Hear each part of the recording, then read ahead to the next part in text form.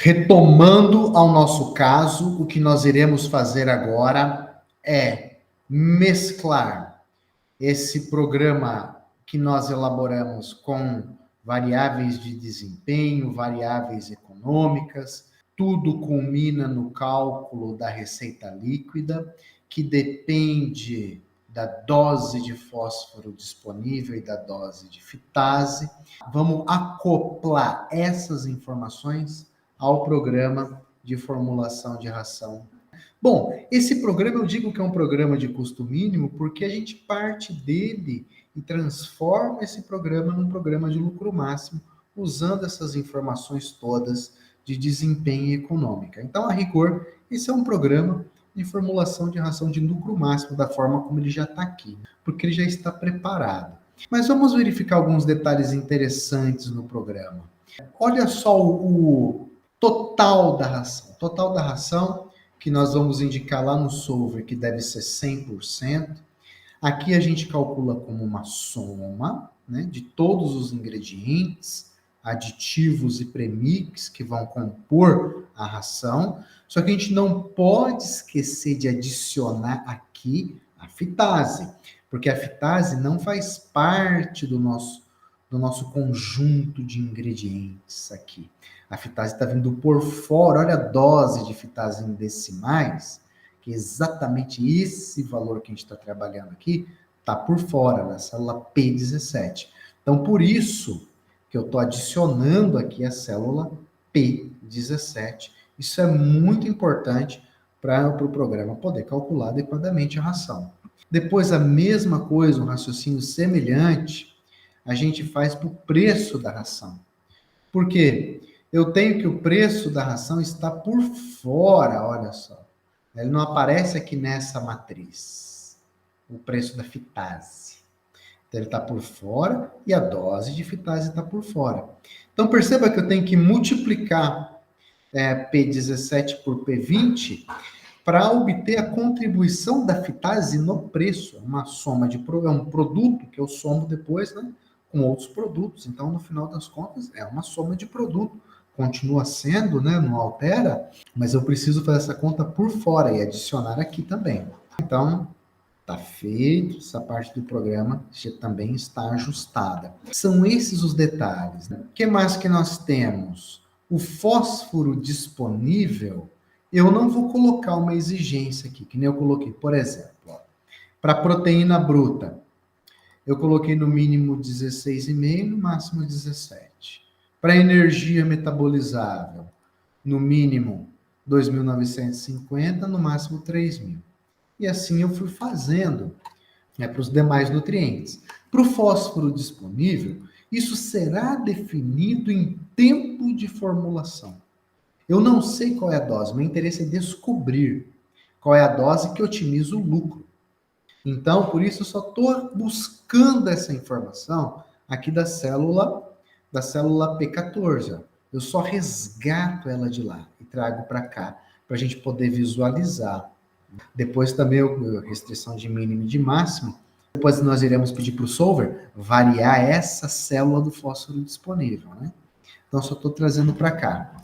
É importante eu ressaltar que desde o primeiro caso, e nós iremos seguir dessa maneira, adotando como padrão, colocar esse fundo cinza onde tem alguma fórmula ou função no Excel. Ele está calculando alguma coisa ali. É importante a gente ter essa clareza quando abre um programa, para a gente não correr o risco de deletar sem querer uma fórmula, perder uma fórmula sem querer. E se por um acaso isso acontecer, a gente tem que corrigir, obviamente, tem que entender, né, o que a gente está fazendo para poder corrigir e colocar a fórmula ali, né? Muito bem, não há nenhum outro detalhe. O que nós tínhamos de detalhe é isso, né? Eu já havia comentado que esse preço da ração na célula B16 é esse preço aqui, ó, da ração no nosso programinha. Então, para o cálculo da receita líquida, ele já irá usar o preço da ração efetivamente. Ótimo, vou clicar em Enter para confirmar. E nós já estamos com o Excel, com a parte de fórmulas e funções, todas postas aqui. o que a gente precisa agora é carregar o solver e verificar como configurar o solver para a gente poder formular nossa ração de lucro máximo. Então, na guia dados, olha, o solver aparece aqui como uma opção nesse subitem análise. É um suplemento do Excel, conforme nós já estamos acostumados, e ele precisa estar ativado. Nós precisamos ativar esse suplemento, caso ele não esteja ativado na sua máquina. Com o solver ativo, então clica em solver, ele abre para a gente essa janelinha do solver. Bom, vamos verificar, para esse caso em específico, como que nós preparamos o solver. Lembrando que essa preparação do solver a gente faz uma vez só, depois ele fica já programado, já preparado. Você pode fechar o solver e ele vai guardar essa programação, desde que, obviamente, você esteja salvando o arquivo do Excel. Então a gente precisa a todo momento salvar o arquivo do Excel para não dar problema. Mas então verifiquem que, como objetivo, eu estabeleci aqui a célula P28, que é a minha receita líquida. Nós vamos fazer simulações com desempenho, também otimizando o desempenho. Mas então verifique que a nossa receita líquida, que eu quero maximizar o meu lucro. Variando quem? Horas. Variando de K4 a K12, olha só, K4 a K12, que é a minha ração. Ponto e vírgula, porque eu vou colocar mais parâmetros. Eu coloco a célula P14 e a célula P15. Coloquei como uma faixa, né? P14, 2.P15, porque está uma na sequência da outra. Então, achei mais fácil colocar dessa maneira aqui para gente. Quem que é P14 e quem que é P15 que eu estou colocando como célula variável? Fósforo disponível e a fitase. E ele vai encontrar dose de fósforo, dose de fitase, vai encontrar a ração que maximiza o meu lucro. E olha que interessante, que essa ração que maximiza o lucro, ela tem um preço, e esse preço é usado para calcular a própria receita líquida. Então, é um problema extremamente complexo e não linear. Ele perde a linearidade na função objetivo. É uma função não linear que depende de equações de superfície de resposta, que já não é o problema, não é linear, ela perde a linearidade ali. Então, por isso até que eu já coloquei aqui, ó, GRG não linear, que é o algoritmo que ele vai usar. O solver nos traz 3 opções de otimização, uma para problemas lineares, ele traz um evolucionário que é baseado na teoria da evolução, algoritmo genético, e ele traz o GRG não linear, que é um otimizador não linear que a gente vai usar nesse problema. Bom, depois a gente, em opções, já vamos direto aqui então, em opções do GRG, nós precisamos em GRG não linear, aqui não para todos os métodos, né? Nem para o evolucionário, que nós não vamos usar o evolucionário, mas sim no GRG, encaminhar derivativo central e usar início múltiplo para a gente garantir que o solver vai convergir em probabilidade a uma solução ótima global, para a gente minimizar a probabilidade do algoritmo estacionar num ótimo local e não encontrar o ótimo global desse problema. Mais detalhes sobre isso, nós já discutimos no primeiro caso, que é a formulação de lucro máximo para frangos de corte, o caso 1.